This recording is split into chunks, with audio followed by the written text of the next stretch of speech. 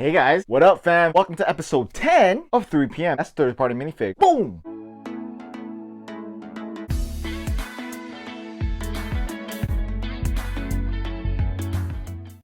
And in this episode, we're going to be looking at Brickmania's February minifig of the month, the World War II British Paratrooper. They changed the cardboard backing. The British had two airborne divisions in World War II, the 1st and the 6th Airborne. The 6th participated in D-Day, but the 1st was held in reserve.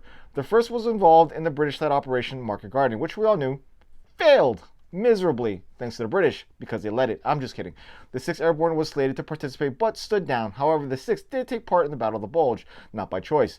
The 1st Airborne Division suffered greatly in the Battle of Arnhem and failed to achieve its objectives. The 1st were also surrounded and took heavy losses. They held out for 9 days and were later evacuated. They never recovered, but they still kept up the fight for the rest of the war. Here's Brickmania's World War II Paratrooper. They have changed the way they've done their cardboard backing. I like it. It's different. It's bold. It's bright. And not really, but it's subtle.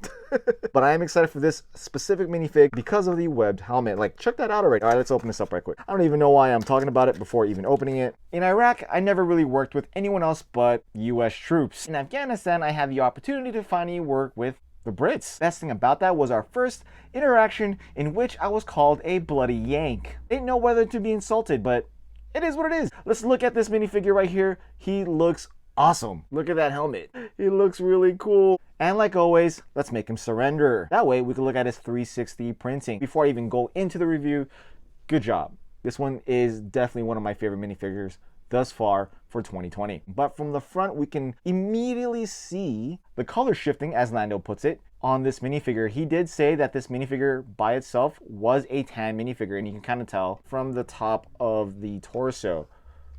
But he was able to shift the colors to where it gives this realistic olive drab type of base color for his minifig. And also you can look at the minimal fabric texture that he kind of places within the folds of his uniform. In his torso, he has two magazine pouches on a LBV. He has an oversized cargo pocket on his left side. According to Lando, this is something that may have been sewn over the normal cargo pocket, which you can see on the right side. You know, just paratroopers just need to carry stuff. And I totally get that. On the right side, you can clearly see the camouflage pattern that Lando emulated from the World War II paratroopers of the day. That colored brushstroke pattern looks really good in this minifigure by itself. And on the back, you see his, I would say, day pack in modern day terms, but it could be pretty much a parachute pack or a day pack canteen. I'm not really sure what that bottom part is, but it looks like something they would carry, a cup. On the left side, you can kind of look at the detail on the stitching, like always, and the creases in the clothes. His gaiters over his boots, 3D printed helmet. That webbed helmet looks amazing. This minifigure head is 360 printed as well. You can see the stubble hair that this paratrooper has and the straps for his helmet. I really love this minifigure.